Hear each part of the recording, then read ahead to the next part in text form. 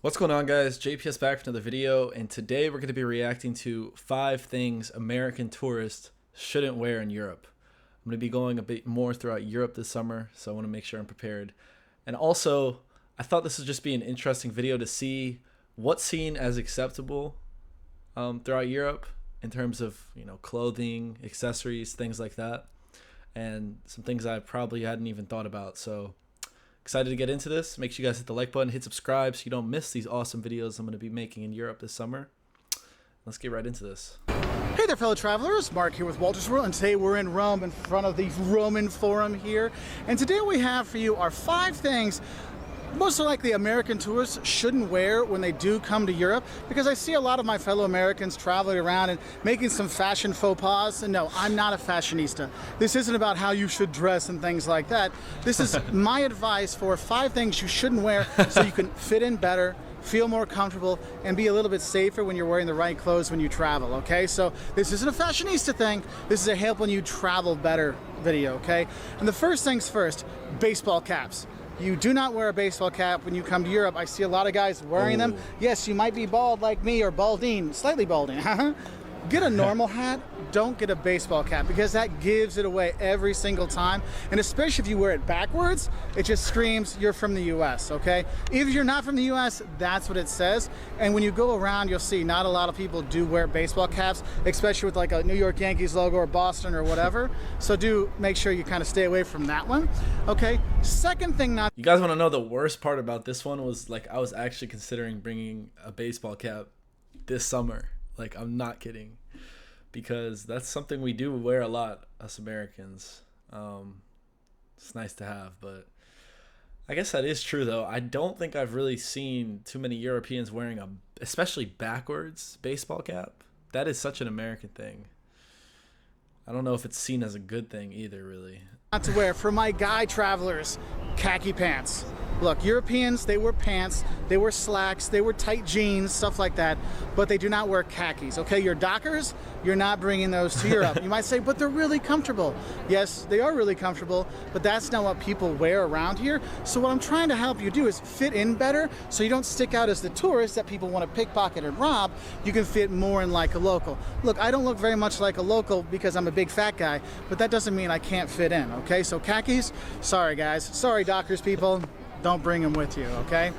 Third don't I have for you when you come here is don't wear athleisure wear or athletic wear when you come here. I know in the US you see a lot of people wearing their Under Armour t-shirts, and they've got their Adidas pants or sports pants on, stuff like that, yoga pants, things like that. Here in Europe, people don't wear the athletic leisure clothes as normal clothes. They wear those athletic clothes to go to the gym, to go running, to go...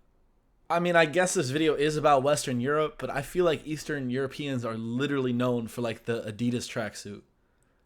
Like, tell me that's not a stereotype. They wear that all the time. Not all, obviously, but I've definitely seen a lot of Eastern Europeans in my lifetime wearing Adidas tracksuits. Like, it looks good, I'm not gonna lie, but, like, I guess he's talking about Western Europe, but I don't know. I feel like I wear a lot of athletic clothing, and let's just see why he said that. They wear those athletic clothes to go to the gym, to go running, to go biking, things like that.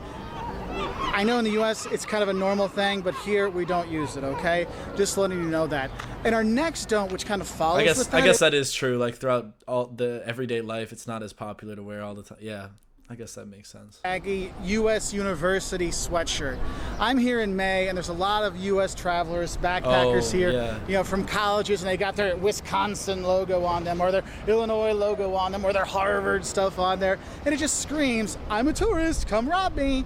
And you'll notice that people around here, they're not wearing hoodies, they're not wearing those baggy sweatshirts, especially with the big graphic prints on the front, so you might want to stay away from that one. Now, I told you, sometimes I mess up on these too. I wear my Walter's World logo sometimes, so you do have that. And all these are really up to you. I'm just trying to help you fit in better so you can have a better time and meet more locals and not get picked on with a lot of selfie stick, need a selfie stick, these kind of things, all right?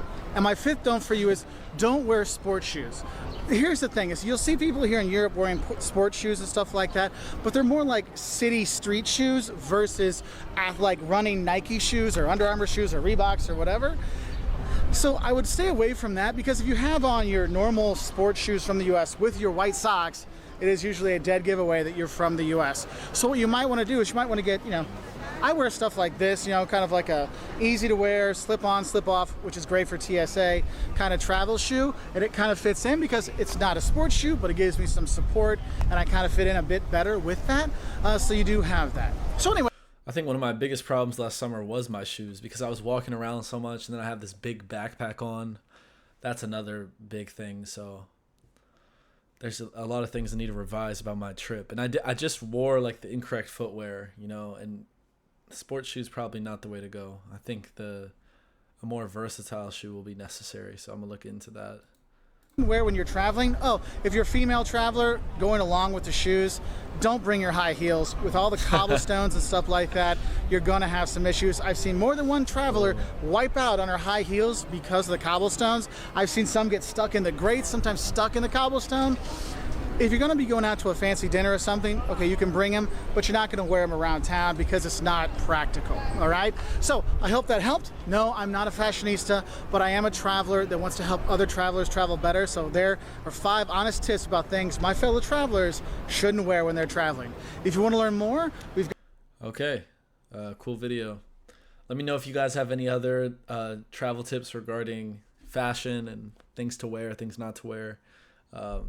Any tips at all in general about travel would be very much appreciated. So thanks so much for watching, guys, and I will see you all in the next one.